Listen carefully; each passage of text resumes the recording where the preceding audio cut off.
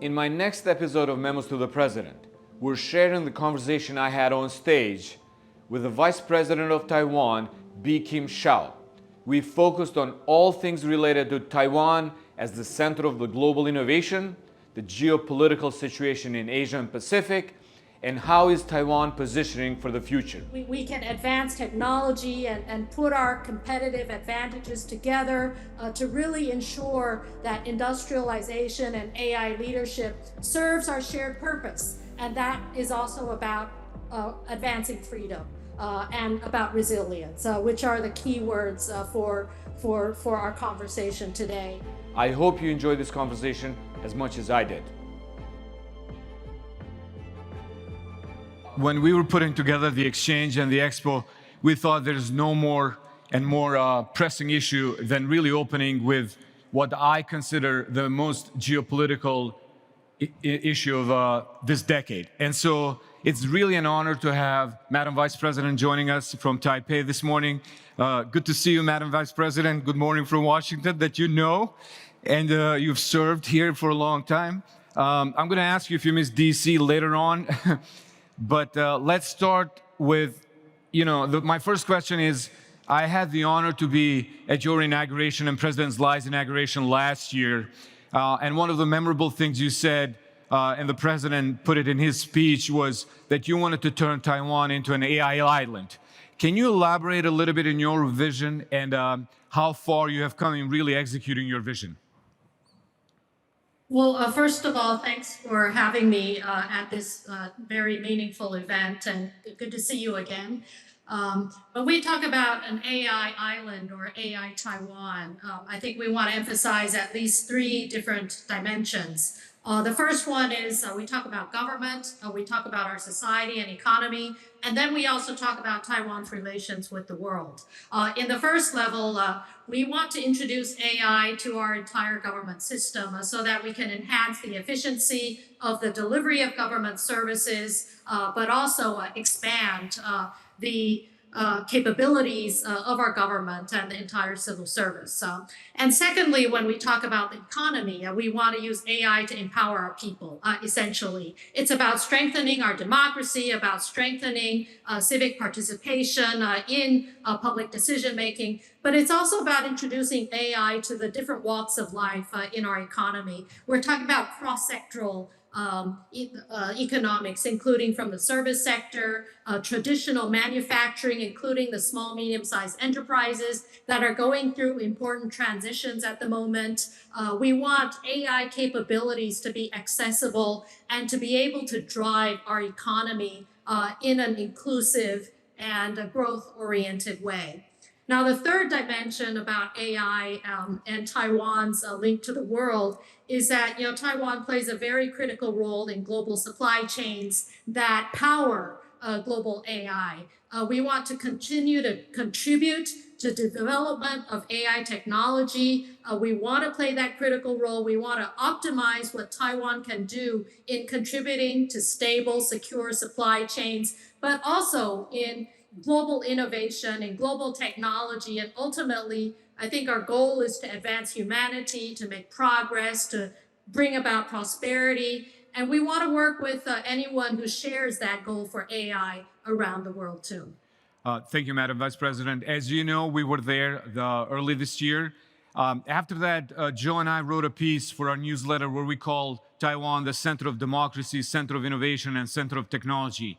But you're also expanding and exporting this technology. TSMC is making a $100 billion investment in the United States. So how are you strengthening the allies and partners, in today's era when, technology plays a significant role? Yes, you're right. TSMC has committed $100 billion more in investing in chip manufacturing in the United States. And that's in addition to the $65 billion already committed and already building, and some of them already functioning and delivering in Arizona. That makes TSMC the largest ever greenfield investment project in American history. So that is a very meaningful bridge and contribution that Taiwan is making to technology manufacturing. And I think there are two additional aspects about Taiwan's economic and trade investment links with the United States that are meaningful. And those are in AI leadership, which I just addressed. And another is about reindustrialization in the United States. I know manufacturing is a critical aspect for many societies, and ensuring that supply chains are not disrupted in unique circumstances tends to be a priority of many governments around the world. And I think Taiwan can be helpful in introducing AI, but also introducing manufacturing, reliable, trusted manufacturing supply chains into that broader industrialization ecosystem. Now, Taiwan is not just a provider of end products. Taiwan is a full spectrum partner in manufacturing. And we do believe that we can continue to partner with the United States, not only in chips, but in other key technology areas. President Lai in Taiwan has outlined some key areas that we are focusing on right now, including next generation telecommunications, and that also involves some of the new space technology and what that means for our daily lives. We are interested in also supporting defense technology. We are supporting AI and across the board, technologies that advance humanity. And I think, again, the critical role that Taiwan plays in supporting global supply chains is a positive role. We seek to optimize it, but at the same time, work with our partners. And TSMC's decision to invest in the United States is one of those responses to customers, as well as to the global technology community in expanding and also diversifying that supply chain. Thank you, Madam Vice President. Obviously, staying at the forefront of technological innovation requires that you are able to protect also your innovation ecosystem. I know from my visits there that I don't think there's a country at the forefront of like IP theft, economic coercion, that you face almost every day. How do you go about and protect, your jewels, your ecosystem from these, malign operations? Well, let me first set the terms. That is, we see economic security as an important component of national security. And so you talked about protecting technology, protecting our innovations, and these are certainly very important as we continue to develop in this area. Now, economic coercion has been a very challenging issue where our trade and economic relationship across the strait has been used and manipulated as a tool to coerce our society and to also force political outcomes. And that compels us to try to make Taiwan much more resilient. Part of that resilience, of course, is diversification. But we've also put in a number of other gestures or measures to further protect our technology and our economy, including a much more robust export control regime. And on that point, we need to work closely with international partners, with other democracies. But we've also launched our own in light of an overcapacity of China's industry that in part comes from the commercial theft, the IP theft, and also state subsidies and other non-market practices that have been mentioned. We also need to put into place more proactive efforts in looking at anti-dumping, looking at the integrity of our supply chains. So a lot's going on, of course, and most of that's reactive to compromises and coercion. But let me talk about a more positive, proactive aspect of this effort, and that is President Lai's interest in building a supply chain among the free and democratic societies in the world. That is building reliable supply chains so that countries that share our vision in technology that advances freedom can work together and become much more resilient in the process. Madam Vice President, let me turn to a little bit more sensitive topics. Obviously, you are in the most important, probably geopolitical regions, Indo-Pacific. We saw Secretary Hegseth's comments over the weekend in Shangri-La, Singapore, where he said, the Chinese actions around, Taiwan face an imminent threat. Admiral Paparo has called these exercises no longer exercises, but practices. From where you stand, how do you view your security challenges, vis-a-vis China, but also in the wider region of Indo-Pacific? Well, the geopolitical situation is becoming much more complicated, and I think the challenges, the frustrations, the threats that we are facing are also increasing. There's a lot of aggressive activity on part of the People's Liberation Army, not only in the Taiwan Strait and Taiwan's vicinity, but also in the South China Sea, as well as to the north of Taiwan. And so I think in looking at this context, we have to do more to build strength, to deter a potential conflict. I think as we look at the painful tragedies, in other parts of the world, in Europe, in the Middle East, the tragedies of conflict, the pain of that causes for humanity, we cannot take peace for granted. I think the people of Taiwan strive for peace, and I think we have a shared interest with the United States, since you quoted the Defense Secretary in Shangri-La. I think we have a shared interest in the peace and stability of the Indo-Pacific, and Taiwan's security contributes to global security. We appreciate that there have been many international partners that have highlighted that fact through global summits, the G7, the fact that peace and stability in the Taiwan Strait is an essential component of global prosperity cannot be overemphasized. So strengthening our own security, working with partners to prevent a conflict, but also using other tools of diplomacy to sustain the peace and stability in this region, I think are all very important components to keeping the status quo. Thank you, Madam Vice President. Obviously, during these constant pressure actions by the PLA, cyber attacks, disinformation campaigns, military threats, you have not stand still.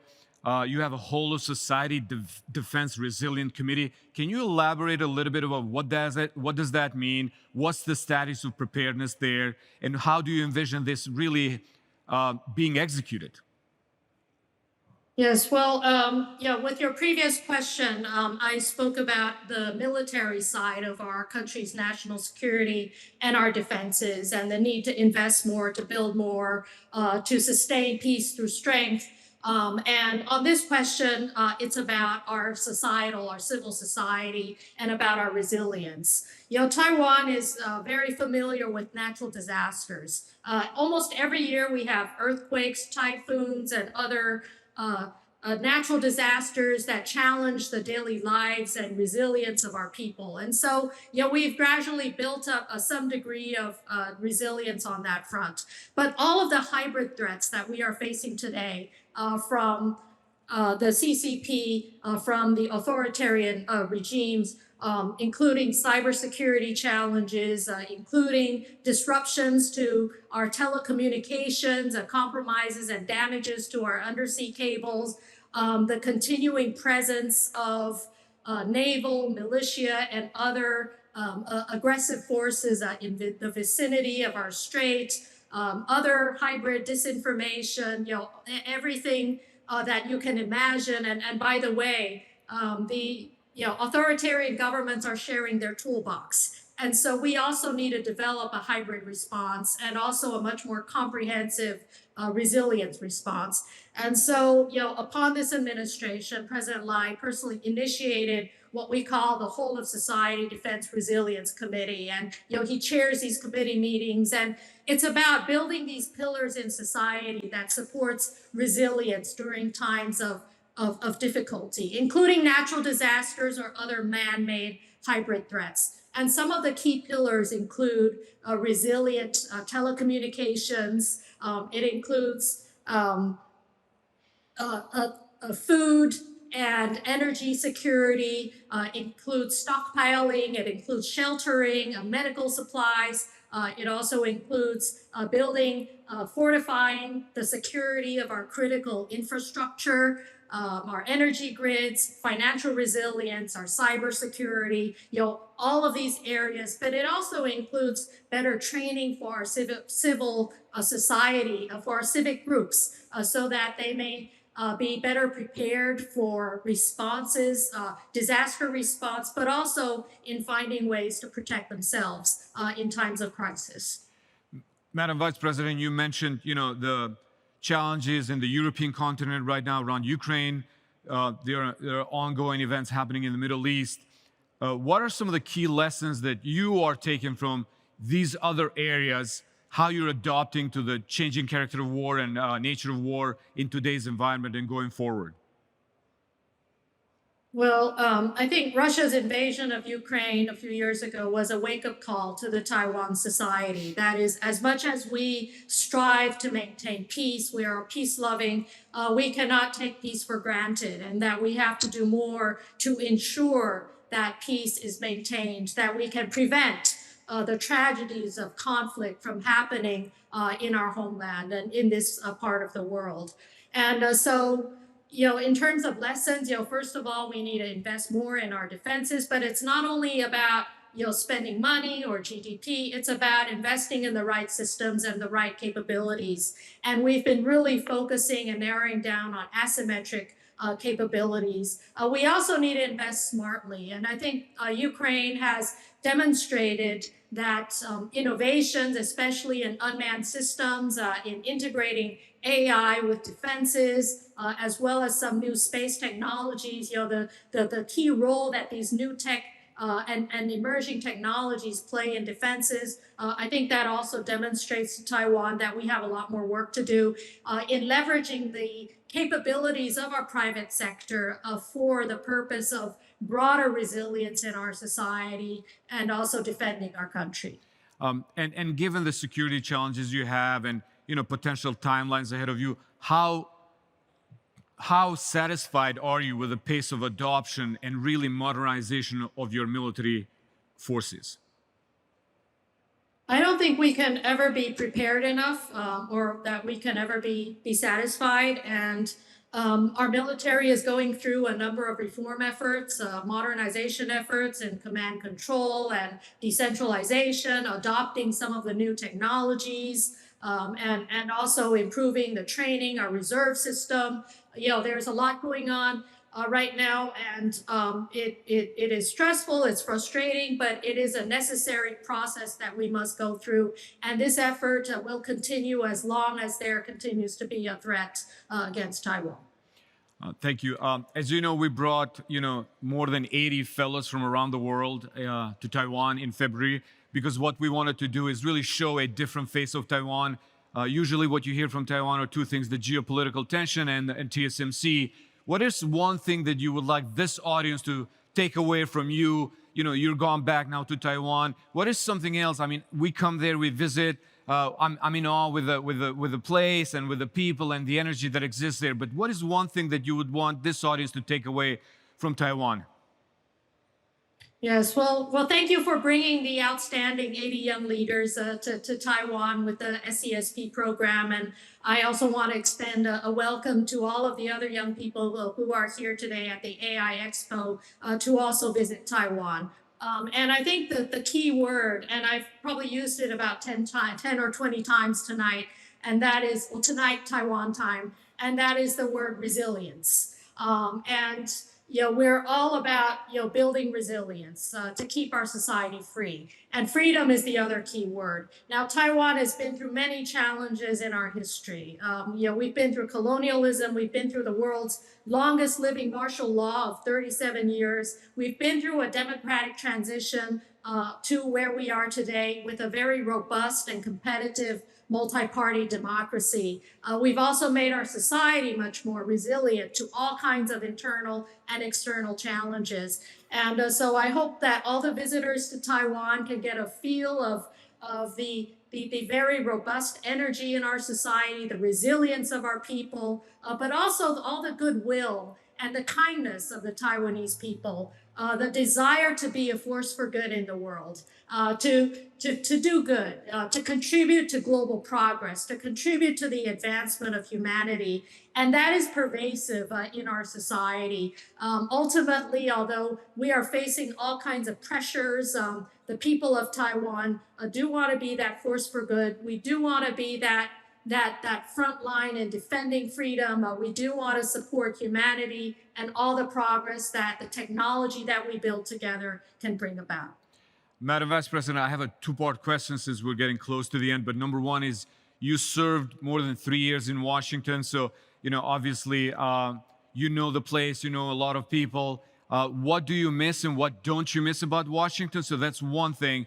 But on a more serious note, how do you evaluate the US-Taiwan relationship at this point, given that you have been here, now you're back in Taipei, serving as the number 2 in the top leadership position there?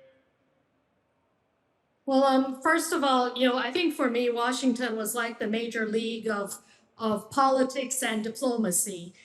Despite the many challenges and all the ups and downs in my work during my service there representing the people of Taiwan. And it was indeed very challenging, but I learned a lot. I made a lot of friends, and I really miss being there, engaging in person. And when we have virtual calls like this or virtual discussions, it's a 12-hour time difference, and I'm normally not in my most articulate state of mind when doing so. And so I really do miss that, in-person engagement and interaction with all the bright people there. But at the same time, I think being back here in Taiwan is also very rewarding. And ultimately, diplomacy and international relations, it's about building bridges with other partners and countries, but it's also about representing and advancing our people and our interests. And so being close to the grassroots, understanding the Taiwanese people, understanding the different industries, and living and breathing at the beat and pace of the daily life in Taiwan, I think is also important as we think about, optimizing the role that Taiwan can play as that force for good in the world. So, it's important to use technologies like this to be everywhere and, anytime. But at the same time, it's important to really connect to the people. Now, on the second point is on Washington. When I was there, it was always a priority to make sure that everything we do is bipartisan, that Taiwan doesn't become a sore point of partisan politics, not just in Washington, but in any other country around the world. That we can foster a sense of unity in support and friendship for Taiwan. The state of Taiwan-U.S. relations, we're going through a number of challenges. It's a very strong partnership, and it is important for Taiwan. It's in our interest that we keep the relationship very strong. But I think the recent discussions over tariffs has really generated a degree of anxiety among our people. And we can't go into details here, but we hope that we can work out a deal where we have a win-win roadmap, where Taiwan and the United States partnering together is strength multiplied by strength, that we can advance technology and put our competitive advantages together to really ensure that industrialization and AI leadership serves our shared purpose. And that is also about advancing freedom and about resilience, which are the key words for our conversation today. And on the security front, we will continue to also work with this very strong partnership to expedite all the reforms necessary in Taiwan to be in a better position to deter conflict and preserve peace. And ultimately, it's not only about a relationship between Taiwan and the United States. We also encourage and welcome other partners around the world to also step in ensuring that peace and stability is maintained, in ensuring that prosperity is advanced with that stability in this region. And just a quick last question, Madam Vice President. Fast forward at the end of your and President Lai tenure, what is the vision you would like to see Taiwan at that point? Well, in addition to maintaining the peace and stability and prosperity that I've mentioned, I think we want to see our society in a much more resilient position, and a much more resilient democracy that can withstand all kinds of challenges, disinformation, interventions in confidence of the institutions of democracy. We want to fortify our democracy. We also want to promote peace and stability. We also want to ensure that prosperity is inclusive, that prosperity is something that Taiwan can contribute to the world, but we also have balanced prosperity inside Taiwan, across industries, across sectors, across regions, across different professions and industries, but also that prosperity becomes a key point for partnership around the world. And I think in the age of AI, for the young generation, I know there are many people here, sometimes it's frustrating, it's confusing, but I am optimistic that the shared purpose of advancing humanity outweighs the frustration. And I think the excitement about what technology can do and all the tools that it will bring to our next generation, all the innovations, the creativity that AI can bring about to the next generation, I think does bring about that excitement, which also translates into optimism for our society. Madam Vice President, I really want to thank you first for the time difference. And I mean, there's no way that even with 2-hour difference, you're still the most articulate leader that I've ever encountered. So thank you for your time. Thank you for the support. As you know, SCSP really has done a lot and will continue to do to really support the people of Taiwan. We have an incredible partnership with, organizations there and everybody else. But thank you again so much for your time. We didn't want to start this without having really a strong leader at the beginning of the exchange. So again, thank you so much for your time, for your insight, and when your thoughtful leadership. Well, thank you, and I hope you have a very productive and exciting AI Expo. I hope to see you next time here in person. Thank you.